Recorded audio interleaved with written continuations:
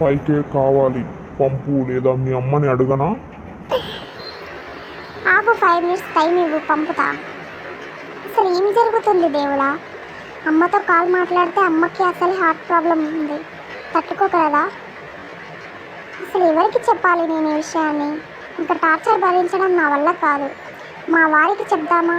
అయ్యో, ఆయనకు అసలే హెల్త్ బాగలేదు. పిల్లలకి చెప్పలేము ఈ విషయాన్ని, అర్థం చేసుకునే వయసు కాదు వాళ్ళది.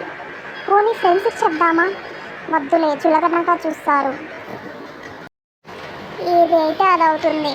నా వల్ల కావడం లేదు భరించడం. మా వారికి చెప్తాము. ఒకసారి కాల్ చేద్దాం. ఏమండి, మీతో ఒక విషయం దాచానండి నేను. సారీ, అసలు ఏమైందంటే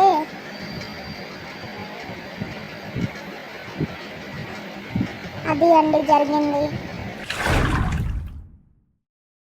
మా వారు చెప్పినట్లు పోలీస్ స్టేషన్కి ఇప్పుడే వెళ్తా. అక్కడికి వెళ్ళాక చెప్తా.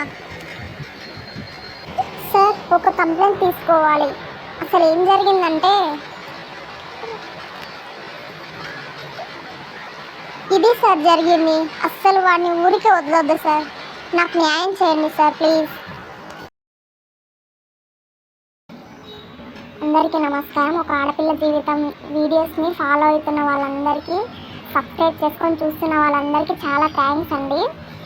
ఇలాగే నన్ను సపోర్ట్ చేయండి. ఇంకా మంచి మంచి వీడియోస్ పెడతాను. అట్లాగే సబ్స్క్రైబ్ చేసుకొని ఒక చిన్న లైక్ కొట్టి కామెంట్ చేయండి. అట్లాగే షేర్ కూడా చేయండి. ఓకేనా? చాలా థ్యాంక్స్ అండి.